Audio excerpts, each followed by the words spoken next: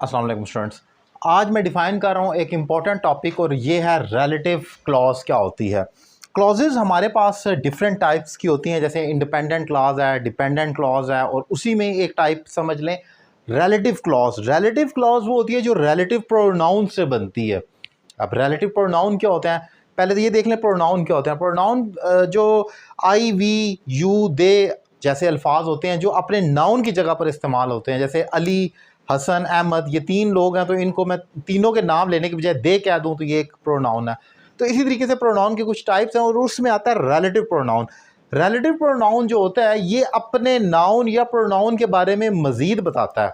इसी तरीके से रिलेटिव क्लॉज वो होती है जो अपनी मेन क्लॉज के बारे में मज़ीद इंफॉर्मेशन ऐड करती है। फॉर एग्जाम्पल देखते हैं, the women who lives next door to me is a doctor. अब ज़रा आप यहाँ पर गौर करें, द वुमेन, अब यहाँ से who lives next door to me, ये जो इंफॉर्मेशन ऐड की गई है हु से लेकर टू मी तक, ये एक रिलेटिव क्लॉज है जो कि पूरी आप देख सकते हैं कि यहाँ से लेकर यहाँ तक आई, ये रिलेट कर रही है, ये मज़ीद बता रही है द वुमेन के बारे में, अपने नाउन के बारे में, इज़ अ डॉक्टर।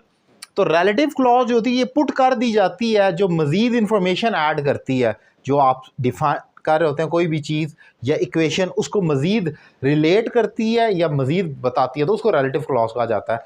ये टॉपिक मैं इसलिए समझा रहा हूँ क्योंकि आम तौर पर जो कम्पिटिटिव एग्ज़ाम होते हैं वहाँ पर भी और उसके अलावा भी MCQs में आपसे पूछ लिया जाता है। ऊपर एक स्टेटमेंट लिखी होती है, जैसे फॉर एग्जांपल ये स्टेटमेंट लिखी होगी और इसमें लिखा होगा who lives next door to me is a relative clause, independent clause, dependent clause, या कुछ भी और लिखा जा सकता है क्लॉज की टाइप, कि ये कौन सी टाइप है। तो आपको अगर मालूम होगा तो आप उसको करेक्ट आंसर पे क्लिक कर सकेंगे। मज़ीद एग्जाम्पल देख लें, Ali works for a company that makes car.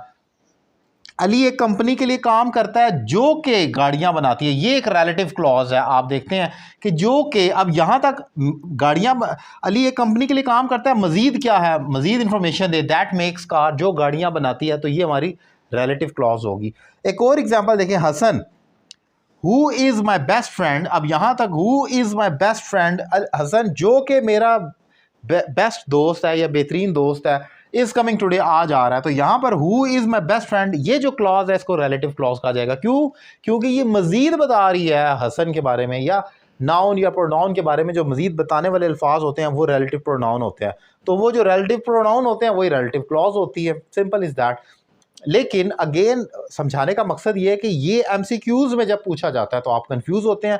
इस पॉइंट को मैंने डिफाइन किया। आमतौर पर clauses plays an important role in writing, और एज फार एज मतलब अगर आप बात करते हैं, आप कम्पिटिटिव एग्ज़ाम की तैयारी की, एसए, प्रेसी या MCQs की, तो वहाँ पर भी क्लॉजेज बहुत ज़्यादा पूछी जाती हैं घुमा फिरा कर। लेकिन अगर आपको वो ठीक आती हो तो आप करेक्ट आंसर पर बड़ी आसानी से क्लिक कर सकते हैं।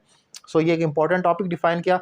लेक्चर कैसा लगा अपनी राय का इजहार करें, और ऑनलाइन क्लासेस के लिए नंबर आपकी स्क्रीन पर मौजूद है। एक रीज़नेबल फ़ी पे कर आप मुझे ज्वाइन करें और घर बैठे अपनी इंग्लिश में एक ज़बरदस्त इंप्रूवमेंट लेकर आएँ। Thank you very much.